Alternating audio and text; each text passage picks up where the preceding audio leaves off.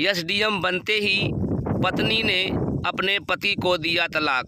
दोस्तों, यह कहानी है माधव अंजलि की। माधव अंजलि एक बहुत ही अच्छे नेक दिल के इंसान थे और माधव अंजलि एक दूसरे से बेतहा प्यार करते थे। माधव गरीब परिवार से था, अंजलि भी गरीब परिवार से थी। दोनों का सपना था कुछ बड़ा करना है। माधव ने सोचा मेरी पत्नी मेरे से ज़्यादा चालाक है, बुद्धिमान है, पढ़ने लिखने में तेज है, क्यों ना अपनी पत्नी को ऐसी पढ़ाई किया जाए ताकि आगे चलकर भविष्य में मेरी पत्नी का नाम हो और मेरे पत्नी का ऊंचा दर्जा मिल सके। माधव ने अपने पत्नी को पढ़ाने लिखाने का संकल्प उठाया और अपने पत्नी को मजदूरी, यहाँ तक रात को ट्रक चलाता, रात को मजदूरी करता, यानी कि जो भी काम मिलता माधव को अपने पत्नी को पढ़ाने के लिए पैसे इकट्ठा करता और अपने पत्नी को अच्छा शिक्षा दिलाने में आगे कामयाबी की तरफ बढ़ता रहा। पत्नी ने पढ़ते ऐसा मुकाम हासिल किया और एक दिन वह बन गई एसडीएम। एसडीएम बनते ही पत्नी के ऐसे साथी दोस्त बन जाते हैं जो बड़े बड़े लेवल पे होते हैं। एसडीएम अफसर, बड़े बड़े मंत्री, विधायक, डीएसपी, एसपी सभी उसके साथी हो जाते हैं और एक दिन घर में रखते हैं पार्टी। यानी कि डीएम बनते ही अंजलि के घर में पार्टी होती है और पार्टी में बड़े बड़े लोग आते हैं और माधव क्या करता है, अपने पत्नी की खुशी की पार्टी में अपने ही किचन में काम करते हैं कि अच्छे कुछ पकवान बनाए जाएं, ऐसे कुछ खाने पीने के चीज़ें बनाए जाएं जो कि हमारी अंजलि के दोस्त आए हैं, मेहमान आए हैं, उन्हें अच्छा लगे। तो दोस्तों, माधव क्या करता है, अपने रसोई में और उसका जो एक रसोइया होता है उसके साथ लगे होते हैं। एसडीएम बनते ही अंजलि को सरकारी घर मिल जाता है। उस घर में अंजलि और माधव खुशी से रहते थे, लेकिन इस पार्टी के मौके पर माधव के साथ अंजलि का व्यवहार कैसा रहा, वीडियो में बने रहें, वीडियो को लास्ट तक देखें। चैनल पे अगर आप लोग पहली बार आए हैं, हमारे चैनल को सब्सक्राइब कर लें, वीडियो को लाइक कर दें ताकि नया वीडियो पाने के लिए आपके मोबाइल पे जल्दी नोटिफिकेशन आ जाए। तो दोस्तों, ये बड़े बड़े लोग सवाल करते हैं अंजलि से कि जो किचन में खड़ा हुआ है, बेरोजगार, गरीब, ऐसे कपड़े पहनकर, ये कौन है? अंजलि दिलों दिल सोचती कि मैं क्या बताऊं, ये तो मेरे पति हैं और मैं इस पोस्ट पे हूँ। कपड़े इनके ऐसे हैं, एकदम घरेलू जैसे, देहाती जैसे, मजदूर जैसे मैं क्या बोलूं, कहीं मेरा इंसल्ट ना हो जाए, कहीं मुझे लोग छोटे निगाह ना देखने लगे। तो मुस्कुराते हुई बोली अंजलि, अपने पति को बोलती है जो रसोई में काम करने वाले हैं, मेरे ही गांव का, मेरे ही घर के बगल में रहने वाला एक गरीब परिवार का लड़का है जो हमारे घर का देखभाल करता है, खेती बाड़ी करता है और खेतों में काम करता है वगैरह वगैरह। तो हम इसको उसी काम के लिए रखे हुए हैं और उसको इतनी खुशी मिलती है इस बात को कहने में कि एक पल के लिए भूल जाती है यही पति ने मुझे पढ़ाया लिखाया, इस लेवल तक पहुंचाया, आज मैं इनके लिए क्या बोल रही हूं। तो दोस्तों, जब किसी पास पैसा आता है, पोजीशन आता है, अच्छा पोस्ट मिल जाता है तो उसको अहंकार हो जाता है, वो पिछली ज़िंदगी भूल जाता है। माधव देखता रहा कि पत्नी ने ऐसे अशब्द बात, ऐसे उसके दिमाग में ऐसा बात कहाँ से आया, और यही माधव अपने पति का, अपने पत्नी का, दोनों का व्यवहार जो था इतना अच्छा था, दोनों आपस में बहुत खुश थे और जब रिजल्ट आया डीएम का, दोनों इतना खुश थे कि कुछ अच्छा बेहतर करेंगे दुनिया में और भविष्य में नाम करेंगे। यही पत्नी है जो अपने पत्नी को तलाकनामा मांग लेती है। तो दोस्तों, ऐसा क्या हुआ, दोनों पत्नी में पड़ता नहीं था, ऐसा कलेश घर में होता और अंजलि ने क्या किया, कोर्ट में ये अपना इस्तीफा देने को तैयार हो गई कि अगर आप हमसे अलग नहीं रहेंगे तो मैं आपका जीना हराम कर दूंगी, मैं इस्तीफा दे दूंगी। तो बहुत कुछ कहने लगी। तो जो ये माधव था बहुत ही गरीब परिवार थे और पढ़े लिखे थे और बहुत ही अच्छी ज़िंदगी जी रहे थे। इन्होंने सोचा कि मेरी पत्नी ने इतना बड़ा मुकाम हासिल किया और इतना हमने पढ़ाया लिखाया, मजदूरी किया, क्या क्या रात रात भर हमने काम किया, तब जाके हमारी पत्नी आज इस पोजीशन पे है। अगर इसकी खुशी इसी में है तो कोई बात नहीं, हम इसको तलाक दे देंगे, पर इसको इस्तीफा नहीं देने देंगे। तो खुशी खुशी जो वहाँ के जज थे सवाल किए कि आपका कोई सवाल है? तो इस पति माधव ने बोला, मेरा कोई सवाल नहीं है, जैसे मेरी पत्नी की खुशी उसी में हमारी खुशी है। अगर हमारी पत्नी हमारे साथ नहीं रहना चाहती है, हम उसके निगाह में गरीब हैं, निठल्ले हैं, बेरोजगार हैं, तो कोई बात नहीं, ये जहाँ रहे सुख से रहे। तो खुशी खुशी माधव उस पेपर पे साइन कर देता है जो तलाकनामा होता है और दोनों का तलाक हो जाता है। और माधव पीछे मुड़ के नहीं देखता है और मुस्कुराते हुए वहाँ से निकल जाता है और अंजलि अपने रास्ते और माधव अपने रास्ते। धीरे धीरे धीरे धीरे कारवां बढ़ता रहा। तो माधव ने सोचा कुछ ऐसा ना करें, क्या करें क्या ना करें, कुछ ऐसा करें कि ताकि आगे जाके कुछ मैं भी कुछ बन सकूं। तो माधव ने क्या किया, माधव एक गरीब परिवार से था और किसान लड़का था। वो किसान के दायरे में रखकर खेती बाड़ी का कुछ ऐसा कारनामा चाहता था करना कि जो हमारे किसान लोग हैं, जिनका फसल, जिनका सब्जी, जिसका अनाज अच्छे समय पे नहीं बिकता है, अच्छे समय पे बिक्री नहीं होती है और ये सब्जी बहुत दूर दूर तक ले जाना पड़ता है, तो इनके लिए कुछ बेहतर किया जाए। तो पहले से ही माधव पास एक ट्रक था, उसने भाड़े पे 10 ट्रक और मंगाया और अपने ही गांव से जो फसल, सब्जी, अनाज जो भी मिलता, फल वगैरह, वो शहर से दूर ले जाता और उसको अच्छे भाव में बेचता और वहाँ के किसान उससे बहुत प्रभावित हुए और खुश भी हुए। और एक समय ऐसा आया, इतना बाढ़ आया, इतना पानी बरसा कि टमाटर, आलू, प्याज जो भी सब्जी लगाए थे किसानों ने, वो सब्जी काफ़ी पानी में बहने लगा और इतना पैदावार उस साल हुआ था कि वो फल या सब्जी या अनाज कहाँ ले जाके बेचें, क्योंकि बाढ़ की समस्या थी और कोई भी हल्के माल को लेना नहीं चाहता था। यानी कि सोने वाला सब्जी मिट्टी के भाव में लोग मांगते थे और किसानों का बहुत लोस था। तो माधव ने किसानों के लिए कुछ अच्छा सोचने का प्रयास किया। उसने अपने गांव में कुछ पैसे लगा के सड़क बनवाया और 10 ट्रक 20 ट्रक का इंतज़ाम किया। वो अपने ही किसानों के इर्द गिर्द जितने भी गांव थे सभी का फसल, अनाज लेके जाता और अच्छे अच्छे मंडियों में दूर जाके अच्छे भाव बेचता। सभी किसान उससे खुश थे और प्रभावित थे, कुछ अच्छा बेहतर होगा। धीरे धीरे धीरे धीरे काम ऐसा चलता रहा। माधव आगे तरफ बढ़ता रहा। माधव पहले 1 ट्रक लिया, 2 ट्रक, 10 ट्रक, 20 ट्रक, उसका एक ट्रक यूनियन बन गया और उसके नाम से लोग जानने लगे। तो माधव ने एक कंपनी बनाया। उस कंपनी में जो कुछ भी कोई चाहता है बेचना, वो उस कंपनी में बेच सकता है। दूध, राशन, सब्जी, फल जो भी जिसके पास है, माधव के कंपनी में जाकर देता और माधव उसको अच्छे भाव में बेचता और माधव आगे से आगे उसको अच्छे भाव में बेचकर अच्छी इनकम बनाता। इसमें क्या था, बिचौलिए कोई नहीं थे, सिर्फ माधव और किसान, बीच में कोई नहीं। इस वजह से किसानों को ज़्यादा लाभ मिल रहा था और किसानों के जो काम थे अच्छे हो रहे थे। किसानों के शादी ब्याह, घर मकान अच्छा बनना शुरू हो गया, गांव में तरक्की होने लगा और धीरे धीरे कारवां बढ़ता रहा। उधर जो अंजलि थी, अंजलि एसडीएम से और आगे पोस्ट पे हो गई। उसको आगे पोस्ट पे जाने से और पैसा मिलने लगा, रुतबा बढ़ गया, नाम बढ़ गया, शोहरत बढ़ गया। लेकिन अंजलि को जो चाहिए था वो मिल नहीं रहा था।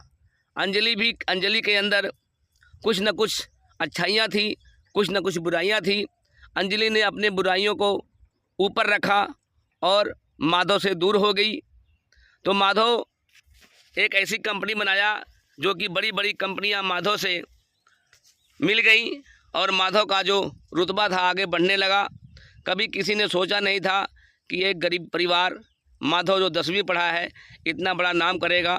माधव एक सिंपल पोशाक में सिंपल लोगों से बातें चीतें करता, अपने फैक्ट्री में अपने कंपनी में बहुत पढ़े अच्छे लिखे पढ़े विद्वान लोगों को नौकरी देता और कई हज़ार लोग माधव के कंपनी में काम करते, यानी कि एक फरिश्ता बनकर गरीबों के दिल में बस गए। और जितने भी गरीब परिवार किसान थे माधव से बहुत प्यार करते और ऐसे करते करते कारवां बढ़ता चला गया। बहुत सारी कंपनियां माधव से जलने लगी, बहुत सारे लोग माधव से सड़ने लगे कि माधव एक जीरो से हीरो कैसे बना।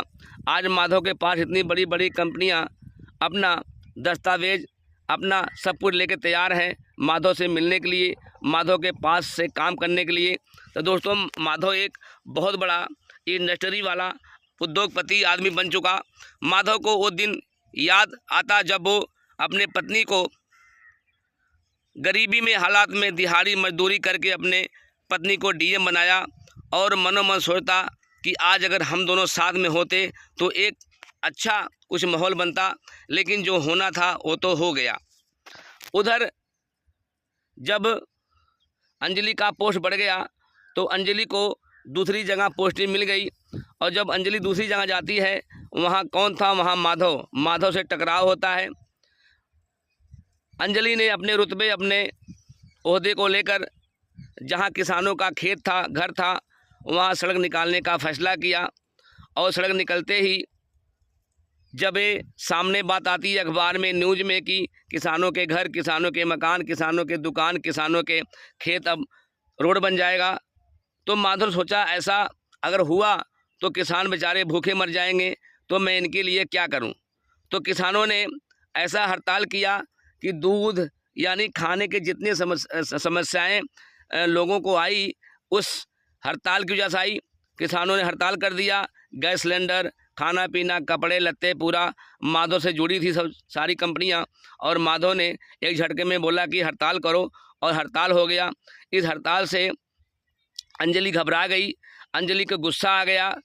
अंजलि ने सोचा कि अपने बड़े रुतबे और ओहदे से मैं किसानों के घर उजाड़ दूंगी, ये कर दूंगी वो कर दूंगी, घमंड हो गया था। लेकिन अंजलि का बस नहीं चला, क्योंकि जनता सबसे बड़ा जनार्दन है। जनता एक ऐसी मोहरा है जो अच्छी अच्छी कंपनियों को अच्छे अच्छे मंत्रियां विधायक यहाँ तक सरकार को भी ला सकती है। तो जनता में अगर एकता हो जाए तो कुछ भी हो सकता है। तो अंजलि ने ऐसा किया, प्रशासन से मांग की, प्रशासन को लेकर बड़ी बड़ी फोर्स तैनात किया और वहाँ लाठी चार्ज किया।